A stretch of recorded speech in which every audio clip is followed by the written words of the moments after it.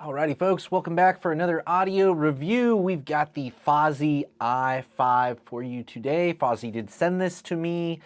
They are not paying me to review it, but I do not have to send the headphone back, so I get to keep it. And I just want you to know that up front, because this is going to be an honest review, but you know, it's always good to know what's going on behind the scenes, right? Let's go ahead and we will talk about what it comes with. We'll talk about the build quality, and of course we'll kind of dive into sound and like value proposition as we go. What is it? First of all, it is a pretty large planar dynamic headphone. I'm not going to dive into the specs too much. It's not terribly hard to drive.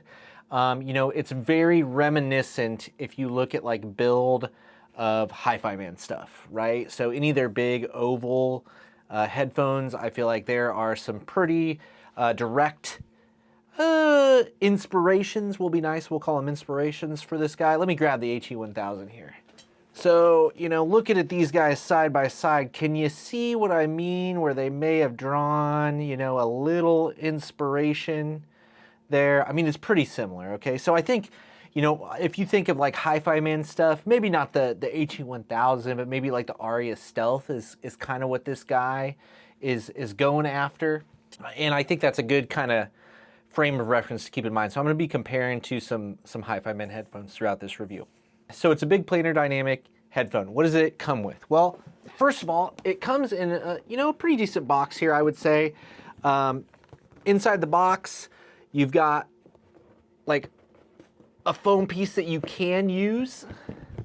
Ooh, if I can get it out. As like a headphone stand, which I like this. Hi-Fi Man did this as well with some of their headphones, and I think that's kind of cool. I kind of dig that. It's not something I use, but you know, I don't hate it. I like it as an option until you get something maybe a little bit nicer to hang your headphones on. And it's just kind of well packed in there. Okay, it's gonna come with 2 cables and some velvet pouches here. The cables are okay. Oddly enough, they are not the same. You can see the 4.4 one I didn't use. It feels like a braided cable with a sleeve over the top of it. You know, the connectors look nice and things like that, and that's a 4.4 cable. The one that I used was the single-ended cable. It's just like a cloth weave, feels a little bit, it doesn't feel as unique as the balance cable does. It is a 3.5, and then, you know, it's got a 1/4-inch adapter on there, which I appreciate that it does kind of match the build there. It's not just a generic 1/4-inch adapter. It is 3.5 millimeter connection, dual 3.5, which I think is what every headphone should be. That makes it great because you can use whatever cable you want. I used a Heart audio cable a lot of the time with it, which is what I use with my Hi-Fi Mans.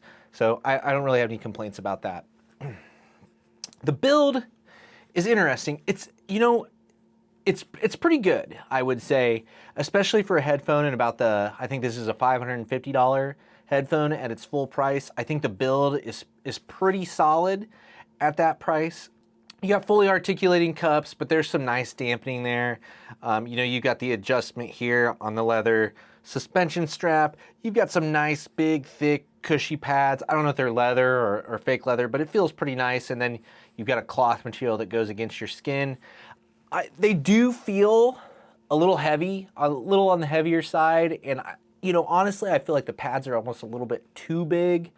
Kind of reminds me of way back, if you remember the M1060s, it kind of reminds me of that.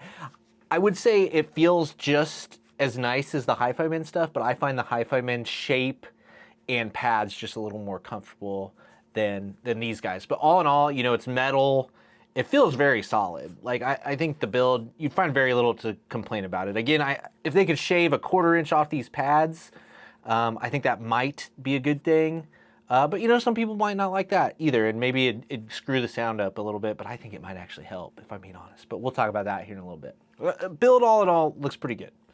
I think the wood grain, you know, wood grain can always be hit or miss. I mean, I don't think this is particularly bad. I mean, I don't particularly like the glossiness of it, but, you know, all in all, I think it's a solid build, and it's a pretty good looking headphone, I think. I don't know, what do you guys think? You think it's a decent looking headphone? I think it's okay. I kind of get like that skull crushing feeling when I put it on though, where I just feel like it's almost a bit too much on my head. you know, not necessarily uncomfortable, it just, you know, you can tell it's there. Whereas, you know, just with the HE1000 here, you know, it's lighter, it's not as crushing on my head. I just find the shape of the cups a little more comfortable. I don't know, I've always thought these Hi-Fi Mens, though, are pretty darn comfortable. So we've got what does it come with, we got what it is, we've got the build. Let's talk sound. And, you know, it's an interesting headphone in that it's very open sounding, right? So there's like no isolation at all when you put it on, similar to like the HE1000 or the Arias and stuff like that. Like it leaks sound really bad and it lets in sound around you. Like, so you're not getting any isolation from this. And that's okay, I don't mind that at all. You gotta know that up front though, coming into this headphone. Where I feel like this headphone is a little bit odd as far as the sound signature goes is for being such a large planar headphone, I don't feel like it doesn't sound super large. So I did not get like a huge sound stage or anything like that with it, but it also, I feel like the mids are pulled back just a little bit, especially like the lower mids are pulled back just a little bit. So you also don't really get like an intimate feel to it. So I feel like it kind of is in this weird no man's land of how it presents sound, where it doesn't really sound big, but it doesn't really sound intimate either. So it's kind of, it just doesn't suit either of those purposes for me. And as far as like detail retrieval and things go, like I think it's pretty good in that regard. Like pretty good detail, pretty good separation as far as like separating sounds, like they don't muddy into each other and things like that. But I also feel like the frequency response is set up a little odd in that like you've got, like I said, kind of lower mids are pulled back a little bit, maybe a slight emphasis on bass, and then you've got kind of a peak in the treble at about like 10K, which is kind of like where, you know, if you think about like different percussion things that are like, you know, kind of shaker instruments and stuff like that, it's kind of right around that frequency where I feel like those are kind of brought really forward to kind of an odd extent. And that messed with me a little bit while I was listening to it, where I would be listening and I'd be trying to focus on like vocals, but instead I'd have like this shaker or like a cymbal or something that would be really drawing my attention. So I think for me, the frequency response isn't a great match for a lot of the stuff I like. I felt like the stuff that played with it the best was kind of like newer poppy stuff, you know, highly produced stuff, where maybe there isn't as much like nuance to the music. So, you know, a couple of bands that popped up in my list as I was listening was like BTS, Dynamite, sounded, you know, really good on this. Chainsmokers, Closer, sounded really good on this. Khaled, Talk. So any of those kind of things sounded really good, but when you get into kind of older like classic rock stuff or kind of like alt, country, folky stuff that I really like to listen to, I felt like these kind of missed on that mark just because of those mids were pulled back a little bit. I also thought that, you know, it just doesn't come off as like exciting as some of the Hi-Fi Man stuff. I compared it as I was listening, like I did a little comparison with the Nano, the Ananda Nano, the Edition XS, and the Aria Organic and the HE1000. I feel like out of those sound signature wise, it's probably closest with the Edition XS, which is, you know, also one of the cheaper Hi-Fi Man headphones. So I just don't feel like it kind of pulls through with the clarity and excitement of especially those higher tier Hi-Fi Mens. So it didn't fare favorably when I went back and forth from a Hi-Fi Men. I'm going to be upfront with you about that. Now that being said, when I listened to this in isolation and I wasn't doing a comparison, I did enjoy my time with this headphone, right? I'm saying a lot of stuff that probably doesn't sound very, you know, positive. But I don't think this headphone does a lot wrong, honestly. Like it's really pretty darn close. I just feel like it doesn't have a real identity to it, you know? It doesn't really know what it wants to do, and I think with headphones, like at this price point, you really gotta be a fantastic all-arounder, which I don't think this is, as I just kind of, you know, alluded to with the types of music and things like that, or it's gotta do one thing really, really well.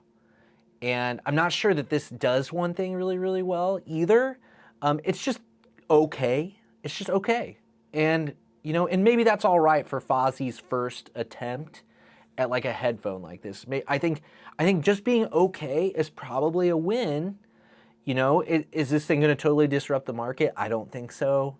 But is it okay headphone. Yeah, it's an okay headphone. I just think, you know, especially if you're looking on like the used market, there's lots of pretty okay headphones that you can get, you know, for cheaper than this. Like something like an Ananda Nano that maybe you could pick up for like $350 or something like that at this point. Heck, for this price, $550, you could probably get an Ari Stealth at this point. So I think that's where this becomes a little bit of a tougher sell as far as that goes. You know, I kind of did some poking around online to look at other reviews of this. And, you know, it seems to be received mostly positive. So it might just be my perception as well. And as always, you know, it depends on what gear you're listening to it with. I thought I have the Element 4 here, which I'll have a review coming out for before too long, JDS Labs. And I thought this sounded, you know, pretty competent on that system. Whereas when I was listening, you know, to my upstairs system, which is like the Fosi K7, I think. It's like a little DAC amp that's kind of gaming focused. And then I was also listening to it. I have that running to my Old Valley 2. Coming out of either of those amps, you know, I thought it showed its weaknesses a little bit more. And, you know, out of all those things, of course, the Element 4 is probably the most competent, you know, system there. So, you know, I do think synergy matters with all of this stuff, and music preference matters, and just listening preference matters in general. I mean, like I said, this thing's pretty detailed. It does separation pretty good. I feel like timbre, you know, isn't bad on it at all. I just feel like there's a couple of hiccups in the frequency there that just don't jive with me real well. Bass, I think, sounds really good on this guy. Like, the bass is powerful without being overbearing. I feel like it's got a lot of nice texture to it. So that might be, you know, if you listen to kind of newer poppy stuff that you like some bass to it, you're not super concerned with like vocals being, you know, perfectly accurate, like then this headphone might be worth a look. I would say if you're like me and you listen to a lot of kind of like acoustic, vocal-centric music, you know, then I think there's probably better options for you out there on the market. But all in all, I think it's a great first step for a headphone. I wonder, you know, if you change the pads, like I said, maybe the pads were like a little bit shallower, maybe a little bit different material. Like the drivers seem fairly competent in these. So I just think maybe whoever tuned it, this was just their preferences and it's not mine. And I think, you know, maybe there's room for some improvement or a slightly different version or things like that. Like I said, I think the build and stuff, they're pretty darn good on this. So I think, you know, it's a good first headphone for Fosi to release. I'm just not sure it competes with, you know, stuff that you can maybe pick up on the used market for a cheaper price, and depending on what your preferences are. That's kind of where I'm at with this guy. So yeah, I thanks Fosi, send this out. I like most of the stuff they send me. This just happens to be one of the ones that I'm kind of just lukewarm on. So that's all right though. Nobody's gonna hit 100% all the time, right? Especially when people's preferences come into play. That being said, you know, thanks to you for listening, watching, etc. You know, like, subscribe, do all that YouTube stuff, and hopefully I'll see you in the next review.